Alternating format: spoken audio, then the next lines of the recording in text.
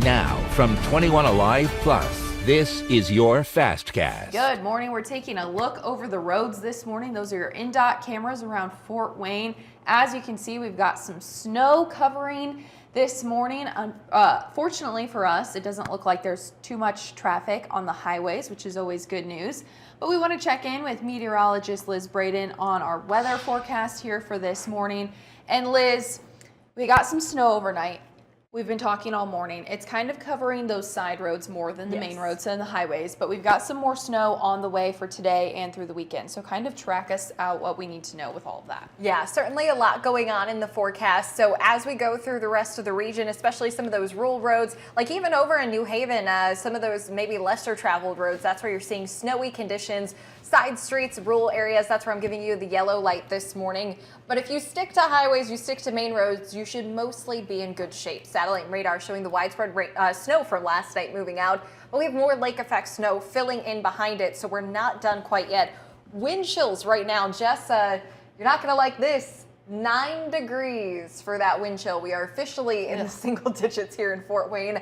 I wish you could see the face she was making off screen. 19 in Auburn right now, 11 in Decatur. It is that bitter wind chill we have going on. As we go into Sunday and Monday, we are keeping our eye on a bigger system. First alert weather days have been issued for these 2 days. Although this is a snowstorm that will primarily have the highest impacts be for central Indiana, including Indianapolis, it's still possible to see some moderate to heavy snowfall for the southern half of 21 country. Two of our models side by side showing perhaps the chance for a little bit more wiggle room as we go between now and Sunday. So take these totals with a grain of salt. I'm not expecting that we will have these exactly the same between now and Sunday, but I want you to have a ballpark so that way you can at least have something to plan for. The farther north you go, the less snow you encounter, but there will likely be a sharp difference in snow totals the farther south you go. So especially as you are traveling south out of Fort Wayne, south out of Marion, that's where you're going to see some big changes, especially as you get a little bit closer to Indianapolis where there's double-digit totals. As for today, though, the snowfall that you can expect is pretty spotty in nature, generally bringing us a trace to an inch. So at least this is a little bit more of a warm-up to what could be potentially coming Sunday into Monday. Stay weather aware throughout the weekend. A lot of us like to just turn off the brains from the news, the weather, but especially when you have a forecast like this, you want to make sure you have up-to-date information, especially for that Monday morning commute. Jess, I think that Monday morning commute will be the slowest one of the week, so certainly just paying attention for that.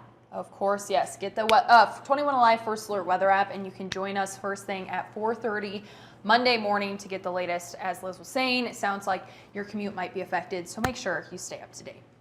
All right, we just have one story we want to make sure you are aware of here this morning. Indiana State Police have issued what they're calling a blue alert, something we don't hear of very often, for a man wanted in connection with a shooting of an officer in Orange County. This is 33-year-old Austin Shepers.